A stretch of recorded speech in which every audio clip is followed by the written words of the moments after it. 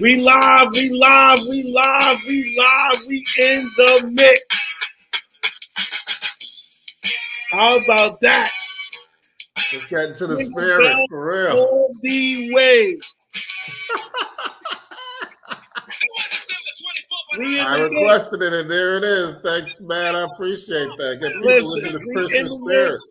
We on our way, live and in technical color. It's football, baby. Amen, amen. It's Amen to football. that. Tuesday night football. Tuesday night at that. We got some action. Football, baby. Action going on. What is happening here? What is happening here? I can't understand it. We got a 10-10 tie, Washington and Philadelphia. Washington started off hot. They were ready to put the heck to it. And they're like, we're going to the playoffs and we're staying here. But the Eagles crawled their way back. Huh? They got hot and they cooled right off. Yeah, they cooled right off. The Eagles finally made their adjustments properly. And then next thing you know, we got Jalen Hurts into the end zone, tying the game up at 10. So it's going to be kind of interesting how this rest of this pans out, because technically the Washington football team is in the playoffs. If the world were to end today, Washington football team would be in, and is still looking out. So it's kind of interesting. We also got the Rams playing the Seahawks at the same time. It looks like they're battling it out. Rams not giving up. Seahawks not giving it up too easily. Rams are not giving up. They are especially the division thing and division game. This is where the year comes. The part of the year is like, well, my season's over, but you know what? I'm gonna mess up your season just because it's called the spoiler hater, as the young kids would call it. But yeah, a lot of teams are playing the haterade situation right now. So we're 3-3 tied at the Rams against the Seahawks. I guess Fox, I didn't understand what happened, why they did it this way, but I guess they split the country in half and said, hey, those west of the Mississippi watch the Rams, Seahawks, those right of the Mississippi watch Washington, Philadelphia. But I'd rather them have it a double header, like one at 7, and since it's on the West Coast, somebody at 10:30. Because it's 4 o'clock in the afternoon on the West Coast, and it's a Tuesday. Why would you do that? I mean, I guess they say, well, the earlier the better, but I don't know, because these guys still got to play on Sunday no matter what. So it's a short week for both of them automatically. But win or lose, Seattle is out of it anyway. Yeah, Seattle's out of it. Well, they're not mathematically out of it. They can afford not to lose. If they lose, that's 10 losses, so that should be a wrap, yeah.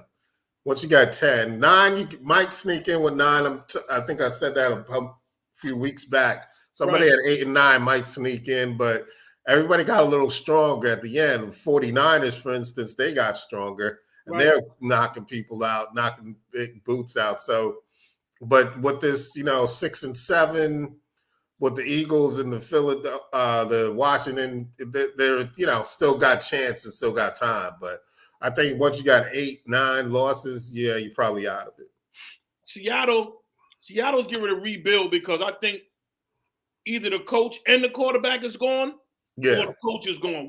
One or two of them is leaving. I think it's more the quarterback. I think Russell Wilson's had his time, done his thing, and you never really gave me a running back to affect my thing, so you don't want me to run.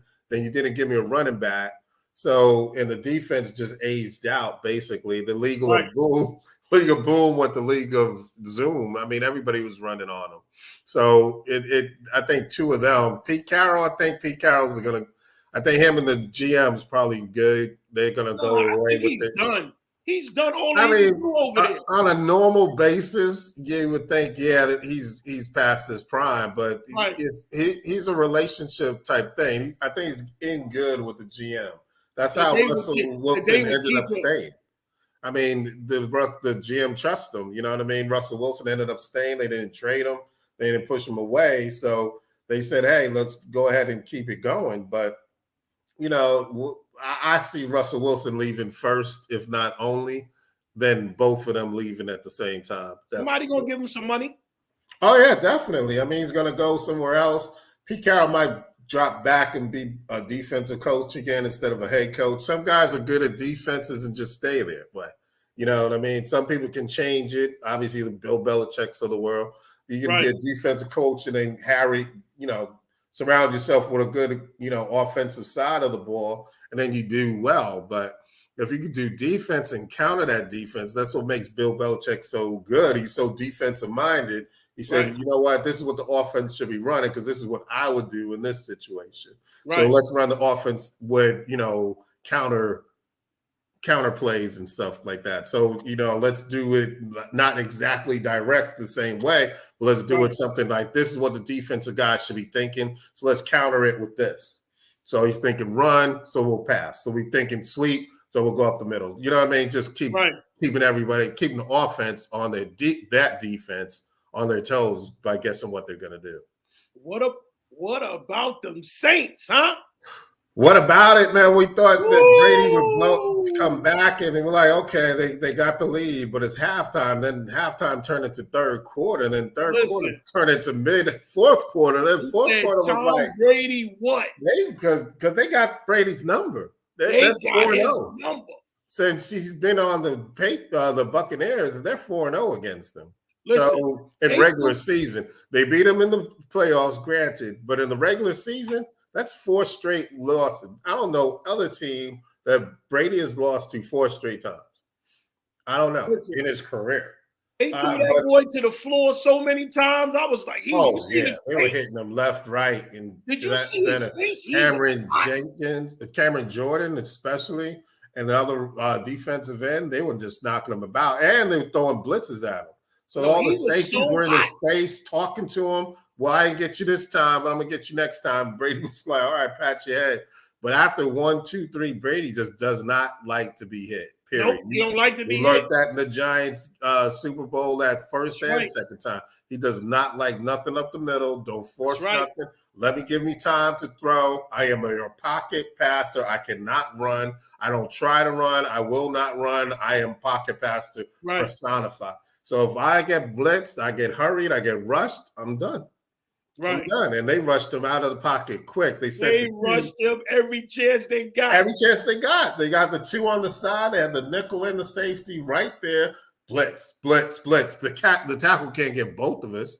So whoever the tackle doesn't choose, you go straight to the quarterback. They were stunting them. They were getting them. And they got him shut out. First time in 255 games. Brady has never been shut out. 255. Hats off to the Saints defense, who thought they had defense, but they were just knocking them left, right, and center. But again, and they were knocking guys out. Like they knocked Fournette out. Well, they lost then they knocked Mike Evans out. Then they brought Chris Godwin out. They were just headhunting. They were just dropping. Brady had nobody to throw to. He had to rely on Miller, Gronkowski. They just blanketed Gronkowski. He had a horrible game. And then, the other receiver didn't step up to the plate either. So it was all about the Saints defense, and they got one of the best secondaries around, led by Lattimore. Lattimore just covers anybody and everybody, and you could just forget about it. Put a blanket over that person, he's done for the night. Done for the night. Done for the night. And Mike Evans knows it, and Mike Evans knows it because it's been happening to him a couple of times. And they just shut out. And that's why they're 4-0 against them. It's ridiculous. Well, listen, you see the Vikings? Upset. Big one. Upset. Well, is it though? I mean, the Vikings always kind of was in it all the time, but now they just said, you know what, we're just gonna go for it. Right. And just see what happens and stuff. So they took on the thing, and the Bears, I mean, the Bears had their problems and their issues. I still like the quarterback. I still like Shields. Justin Fields is going to make it. He needs a receiver, though. I mean, he don't got a big-time receiver. No, he's got a rookie receiver that's leading the way, Mooney. Darryl Mooney's he's good, but he's a rookie. I mean, don't have no other rookie to go to. If he had a solid receiver like an Odell Beckham or Crump Cup, somebody like that, it would be better for them. But right now, he's got to deal with what he got. But that might be a combination come down later on. And then he needs a running game, obviously. Defenses, they just got spotty because, there's got injury after injury after injury. So they get those 3 together, it should be all right. So we'll have to see about that one. But the Vikings, they've always been every game, just about. They just lost. They were on the losing edge earlier in the year, and now they're finally finding a chance to win. except for, of course, the Lions game. I don't know what the hell happened there. It seems like half the football league is locked down on COVID. Yeah. So far we haven't had much cases and moving around so far. That's why we're watching Tuesday Night Football in this case. But we'll have to see what happens next week because a lot of people are going, and the Browns especially, and they ended up taking a loss last night because they were down 3 men, but the Raiders came back and kicked the late field goal to seal the game. That might be sealing the Browns' fate, to be honest with you. Right. Because the Steelers are coming back. The Ravens ain't going nowhere. The Ravens took a loss, but they losing to the big team. It's funny how the schedule is. It looked like you really had to get your chestnuts early and get those W's early in the year because now you need them. So now that loss or that tie with the Lions, for instance, the Lions are still in it. Right. Despite the year that they had, they're still in it because they had that one tie with the Steelers. So they've got 2 wins, a ton of losses, but they're still in it. They're still in the hunt, to be honest with you. Let me tell you something. Can't sleep on nobody. Them Colts gonna hurt somebody's feelings. The Colts defense showed up and they showed out. They said, you know what? Forget all this Mac Jones, mac and cheese nonsense. We're not here for that. We're not here for that. We're going to shut this down. We're going to take every receiver out the picture. You don't got a running game. We're going to expose it. Y'all got a 7-game winning streak. We ain't hearing that.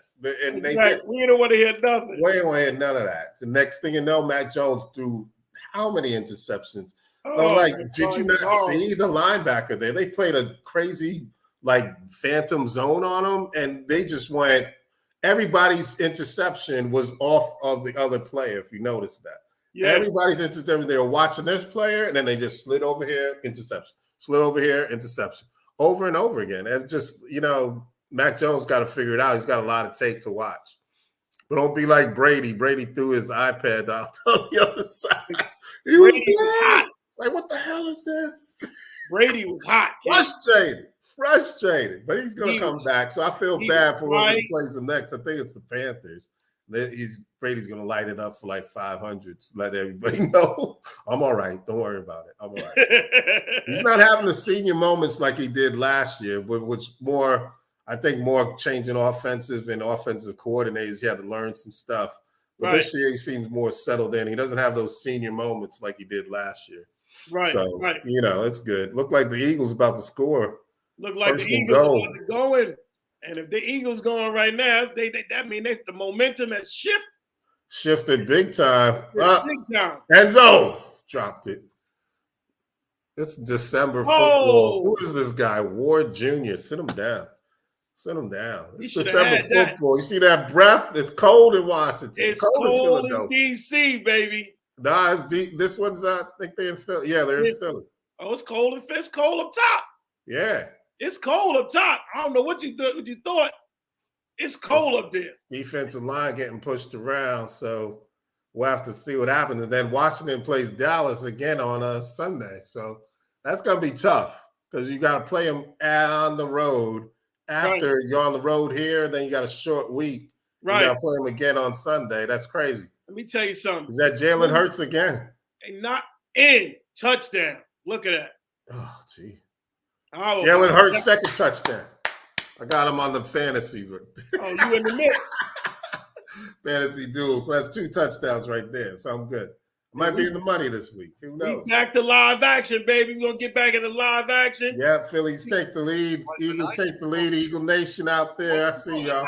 Hold it. That's played. Let's go. Hit it. Hit it. Curtis Blow. Back in the mix. Don't you give me back in the mix football. Curtis Blow, baby. 1970.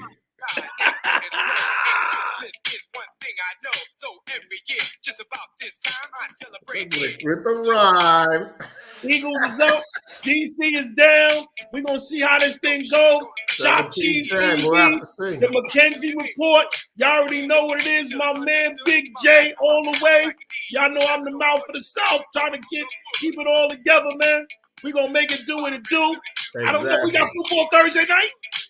Thursday night, Titans 49ers, definitely. Titans 49ers. That's big time. That somebody's gonna be knocked out for something. Niners still trying to survive. Titans making it happen somehow. Smoking mirrors without Derrick Henry, but they making it happen though. That's right. Listen, man. Y'all get back in with us.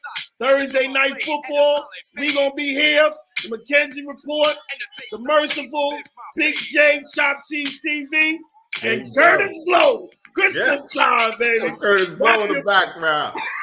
Saying Merry Christmas and to all. Wrap your presents up, baby.